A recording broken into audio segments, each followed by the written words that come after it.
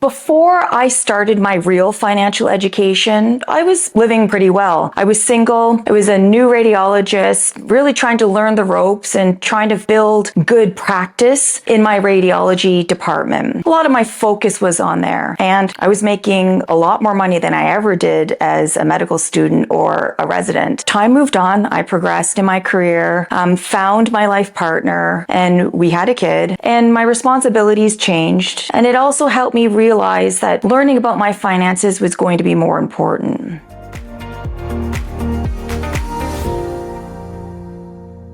Hi, I'm Dr. Genhee So, founder of ElevateMD, and today I'm going to talk about my financial journey and how I learned about money. And being a single physician, I had the chance to try really great restaurants and buy really nice clothes and travel a lot. Layered onto that, things weren't going so great at work. Resources were scarce, and we as physicians were working a lot harder. I think that's probably no surprise to anybody. But fast forward about 10, 12 years later into my career, and I was feeling truly burnt out. My girlfriend and I would just text back and forth, just talking about how tired we were and how overrun we felt. So it was at that point where I said to myself, hey, look, I need to figure out what I'm doing with my finances. I need proper investments that are going to grow, and they can grow in the background or beside me while I still continue to work. I know I can't retire today. I know I still have to work and earn an income so that I can retire comfortably in the future. But I can't just rely only on my income to make sure that I'm okay in retirement. That epiphany really came to me because COVID was so uncertain, and I didn't want my family's success or financial health, quite frankly, overall health, to be resting just on me working as a radiologist. So I started my deep dive. And the first place that I went to were trusted colleagues that had already found their way or their perfect method of learning about finances, and they had gotten a handle on their finances. These were people like Dr. Mark Soth, who I highly admire and respect, who has the Looney Doc website and blog, as well as Dr. Jim Dale, who's in the States, who has the White Coat Investor. They've built out multi-educational platforms to help physicians like us learn more and feel confident about our finances. So that's where I started. The problem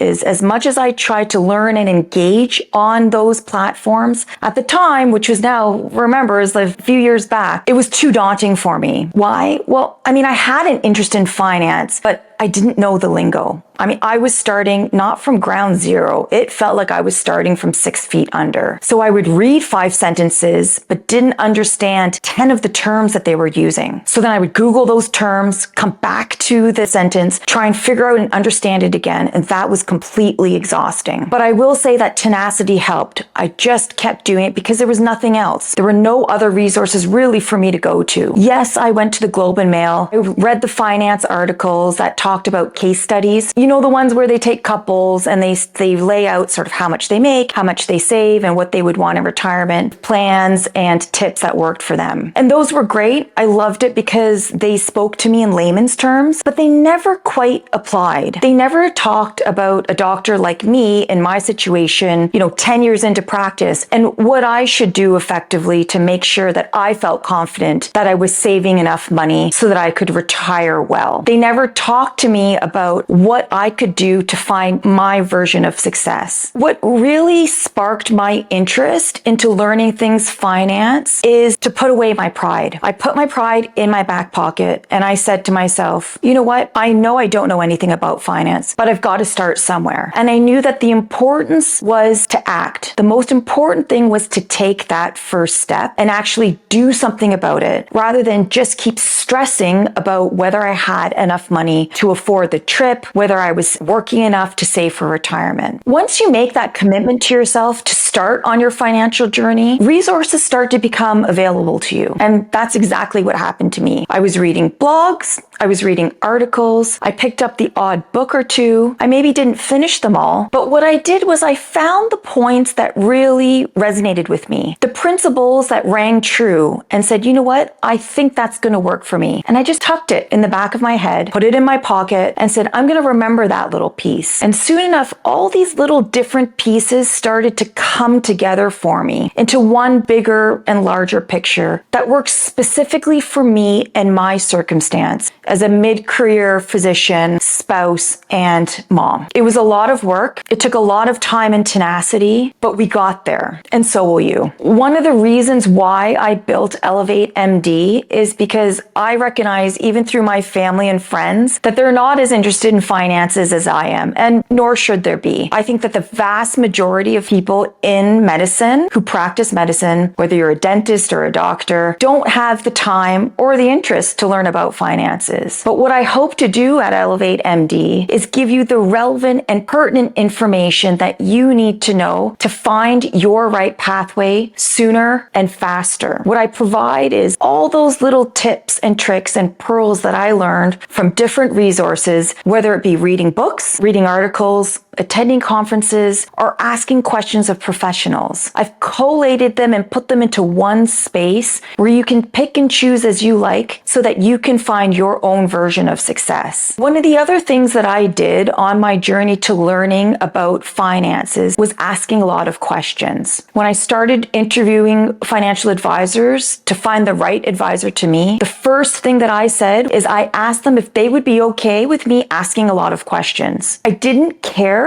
if they thought I was stupid. I didn't care if they were bewildered that I didn't know the basic terms of finance, because I needed to learn and understand. One of the biggest things that I can say to you is make sure to find the financial advisor who's willing and is encouraging you to educate yourself. Not on everything finance, because we don't need to know everything about finance to feel financially successful. We need to know as much as we need to know to feel confident about being on the right financial path. And if that financial advisor is willing to do that for you, that's one check they need to fulfill to make sure that you're getting the right help that you need. So when it comes to you starting out your real financial journey, don't be afraid to ask questions. Put your pride at the door and just get started. You'll be better off for it, I promise. If you want to learn more about how you can start your true financial journey today, relevant to your family and your practice, visit my website at drgenheeso.com. I'm Dr. Genhee So with ElevateMD. Thanks so much for joining, and I'll see you in the next episode.